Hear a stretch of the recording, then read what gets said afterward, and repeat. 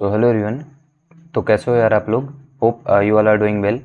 तो जो हमारा आज का लेक्चर होने वाला है वो आप लेक्चर नंबर 9 देख रहे होगे, ठीक है, जो कि आपका सेल स्वेलिंग के ऊपर होने वाला है, ठीक है।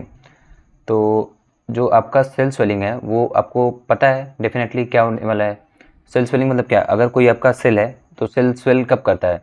कोई भी चीज़ स्वेलिंग तब करती है जो जब आपका ओवरऑल उसका आउटर मेम्ब्रेन वगैरह अगर डैमेज कर रहा हो, या फिर उसमें कुछ स्वेलिंग आ रही हो, तब या तो साइटोप्लाज्मिक प्रेशर ज़्यादा हो, या तो उसके कंपोनेंट्स की साइज़ बढ़ गई हो, या तो हाइपरट्रॉफी हो गई हो।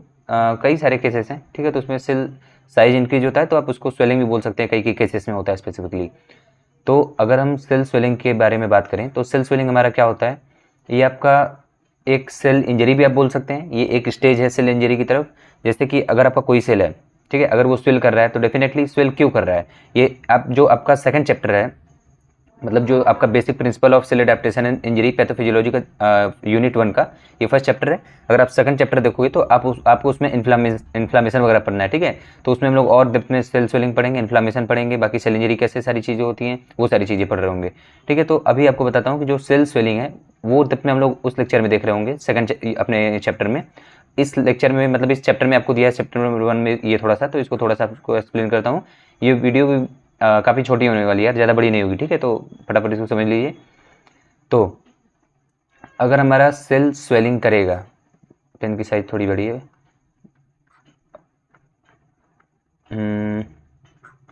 अब सही है। देखो मैं क्या बोल रहा था कि अगर आपका सेल स्वेल करेगा तो डेफिनेटली दिस इज बिकॉज कि आपका सेल इंजरी हुई होगी, उसके वजह से ये कर रहा होगा। ये फिर एक या तो अंडर प्रोसेस है, ठीक है, मतलब कि ये एक प्रोसेस में आता है जो कि सेल इंजरी की तरफ इसको लेके जाता है।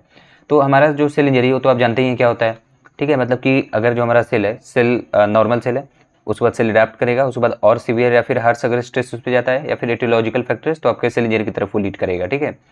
और अगर हम सेल इंजरी के बारे में बात करें तो हमारा ये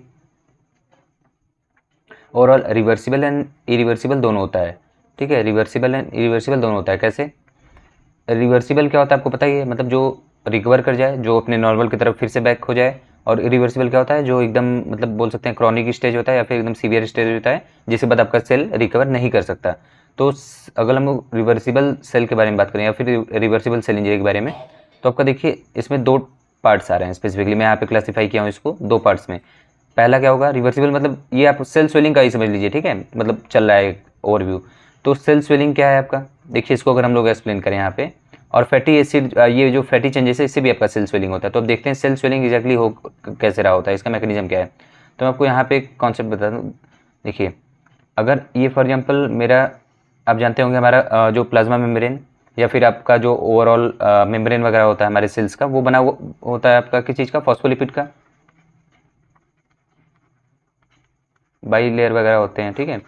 तो देखिए जो हमारा फॉस्फोलिपिड है ये इस चीज़ का बना हुआ होता है, और इस फॉस्फोलिपिड में आपकी जगह जगह ट्रांसपोर्टर्स लगे होते हैं, ये आपको पता है।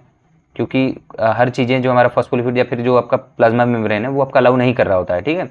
तो उसको अलाउ करने के लिए, जैसे जो आपके बड़े बड़े मॉलिक्यूल्स हैं वो आपका फॉस्फोलिपिड अगर अलाउ नहीं करता है, ठीक है, तो उसको अलाउ करने के लिए हमारे यहाँ पे ट्रांसपोर्टर्स लगे होते हैं। जैसे कि यहाँ मैं एक एग्जाम्पल के बारे में बात कर रहा हूँ, तो आपका सोडियम पोटेशियम एटीपेज पंप का आप नाम सुने होंगे, ठीक है। ये आपका सोडियम पोटेशियम एटीपेज पंप क्या करता है कि इसका मैकेनिज्म आप देखे ही होंगे कि जैसे यहाँ पे मैं थोड़ा सा इसको 1 सेकेंड,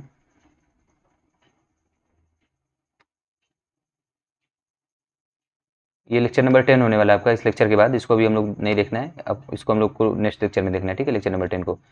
तो देखिए ये जो आपका सोडियम पोटेशियम एटीपेज पंप है, ठीक है, अगर मैं इसकी बात करूँ तो देखिए यहाँ पे क्या होगा कि इसका मैकेनिज्म कुछ ऐसे होता है। जैसे फॉर एग्जांपल ये आपका हो गया ये पंप, ठीक है, ये ऐसे होता है। इसमें क्या होता है कि ये कैसे कंडक्ट करता है? इसमें क्या होता है कि ये ओवरऑल आपके सोडियम के और पोटेशियम को बैलेंस करता है ओवरऑल हमारे सेल्स में, ठीक है। ये आरएमपी का काम करता है। आरएमपी मतलब आपका होता है रेस्टिंग पोटेंशियल मेम्ब्रेन, ठीक है। ये इसको ओवरऑल एनी हाउ आप बोल सकते हैं, इसको आप मेंटेन करता है ये। तो सोडियम पोटेशियम पंप कैसे काम करता है एटीपेज पंप, कि ये क्या करता है आपको पता है, आप नर्वस सिस्टम पढ़े होंगे तो उसमें मैं आपको डेप्थ में एक्सप्लेन किया था कि हमारा जो फॉर एग्जांपल ये आपका था, ठीक है, ये हमारा इंट्रा सेलुलर होगा, मतलब ये आपका ये सेल से मान लीजिए, ठीक है। अगर मैं इसको जूम कर रहा हूँ यहाँ पे फॉर एग्जाम्पल, अगर मैं इसको ऐसे करूँ थोड़ा सा, तो ओवरऑल जाके एक सेल है ना, ये एक सेल है, देख लीजिए ये आपका सेल है, इसमें आपका ये आपका एक्सटर्नल इन्वायरमेंट है, ये आपका इंटरनल इन्वायरमेंट है। तो अगर ये आपका ट्रांसपोर्टर से यहाँ पे लगा हुआ है ये, तो ये आपका है सोडियम पोटेशियम पंप। तो आपका मैं बताया था आपके अंदर जो आपका सोडियम का कंसंट्रेशन काफ़ी ज़्यादा होता है, यहाँ पे सोडियम का कंसंट्रेशन ज़्यादा होता है आपको पता है, और हमारे बाहर किस चीज़ का कंसंट्रेशन ज़्यादा होता है, पोटेशियम का, ठीक है। तो ये क्या करता है कि ये आपका जो इसमें से सोडियम है, इसको ये 3 सोडियम्स को आउट करता है, 3 Na को आउट करता है और 2 पोटेशियम को अंदर लेके जाता है। पोटेशियम कितना, 2 पोटेशियम को, ठीक है। तो 3 सोडियम ये आपका बाहर लेके जाता है और उसके बाद फिर अंदर लेके आता है क्या, कितना, 2 पोटेशियम, ठीक है। ये आपको पता होगा। तो इसको ये मेंटेन करता है ओवरऑल, और हमारा नेट चार्ज कितना बचता है, पॉजिटिव बचता है, ठीक है, बाहर की साइड। तो ओवरऑल आपको इतना तो समझ में आ गया होगा। और ये जो आपका ATP sodium potassium ATPase pump है, ये आपका कैसे कंडक्ट होता है, आपका इसमें एटीपी रिक्वायर होता है इसको चलने के लिए, डेफिनेटली तो आपको पता ही होगा। तो अगर ये एटीपी रिक्वायर कर रहा है और एनी हाउ अगर आपका एटीपी यहाँ पे नहीं मिल रहा है इसको, तो क्या होगा, आपका जो पंप है ये आपका वर्क नहीं करेगा। इसके वर्क नहीं करने से आपका क्या होगा कि आपका जो अंदर इनर साइड है, इसमें आपका एक्यूमुलेशन होगा किस चीज़ का, हाँ आप सही समझ रहे हैं, एक्यूमुलेशन आपका होगा किस चीज़ का, सोडियम का। ढेर सारे एक्यूमुलेशन मतलब ज़्यादा आपके सोडियम बढ़ जाएंगे इसमें। तो इसके ज़्यादा कंसंट्रेशन होने से आपका इलेक्ट्रोलाइट इंबैलेंस वगैरह हो जाता है। उसकी वजह से आप बोल सकते हैं कि ओवरऑल आपका सेल जो है ये स्वेल कर जाएगा, इस पर ये प्रेशर लगाएंगे, ठीक है। तो ओवरऑल ये आपका यहाँ पे मैं बना रहा हूँ, ये आपका काफ़ी ज़्यादा ऐसे स्वेल कर जाएगा, ठीक है। तो वही एक सेल स्वेलिंग का कॉज हो गया, तो ठीक है आपको ये पता चल गया होगा। तो देखिए वही चीज़ यहाँ पे मैं एक्सप्लेन किया हूँ कि अगर हम स्वेलिंग के बारे में बात करें, तो अगर हम सोडियम पोटेशियम एटीपीएस पंप को लेकर चलें, ठीक है, तो ये रिक्वायर करता है एटीपी वर्किंग के लिए, और ये हमारा मेंटेन करता है आरएमपी को, रेस्टिंग पोटेंशियल मेम्ब्रेन को। और एटीपी अगर नहीं दी जाती, एब्सेंट होती है, तो हमारा सोडियम पोटेशियम जो पंप है वो वर्क नहीं कर रहा होता है, और हेंस आपका सोडियम एक्यूमुलेट हो जाता है हमारे सेल्स के अंदर, तो वही आपका सेल स्वेलिंग कॉज करता है। और अगर हमारा एटीपी फिर से अगर इसको दिया जाने लगे, मतलब एटीपी अभी तक नहीं दिया जा रहा था, अब अगर इसको एटीपी दिया जाने लगे, तो आपका क्या होगा, ये आपका रीएक्टिवेट हो जाएगा, ठीक है। और ये आपका रिवर्सिबल चेंजेस में आ जाएंगे, मतलब कि आपका फिर से जो स्वेलिंग है वो मतलब बोल सकते हैं खत्म हो जाएगी। उसके बाद आपका ओवरऑल जो सेल की मैकेनिज्म है वो अच्छे से चलने लगेगी, सारी प्रॉब्लम सॉल्व, ठीक है। और अगर हम बात करें सेकंड चीज़ों की, जो आपका सेल स्वेलिंग हम लोग एक्सप्लेन कर चुके हैं, अब हम लोग बात करें अगर फैटी चेंजेस की, तो इसमें क्या होगा कि मैं आपको यहाँ पे एक्सप्लेन करता हूँ। देखिए ये आपका फॉर एग्जाम्पल आपका कोई सेल है, ठीक है, ये आपका कोई सेल है, और इसमें क्या हो रहा है कि ये आपका फॉर एग्जांपल, ये देखिए अगर यहाँ पे ये आपका फॉर एग्जांपल सेल है, ठीक है, तो सेल में ये आपका प्लाज्मा मेम्ब्रेन है, पीएम से मैं लिख दे रहा हूँ, ये आपका अलाउ करेगा कुछ कुछ चीज़ों को जाने के लिए, कुछ कुछ चीज़ों को आने के लिए भी, ठीक है। और अगर ये ट्रांसपोर्ट ठीक है हो रहा है, तो डेफिनेटली ये वेल एंड गुड है, मतलब आपका ट्रांसपोर्ट वगैरह अच्छे से हो रहा है, तो कोई दिक्कत नहीं है, सेल स्वेल वगैरह नहीं करेगा भाई, जो ज़्यादा है वो अंदर चला जाएगा, अंदर बाहर वगैरह सब मेंटेन हो जाएगा। बट अगर आपका यहाँ पे, क्योंकि हम लोग देख रहे हैं लिपिड चेंजेस, देखिए यहाँ पे लिखा है ना फैटी चेंजेस, ठीक है, तो इसमें क्या होगा, जो आपका ये रेड कलर का मैं बनाया हूँ ये आपका लिपिड्स है, तो आपका लिपिड्स यहाँ पे क्या होगा, डिपॉजिट हो जाएगा।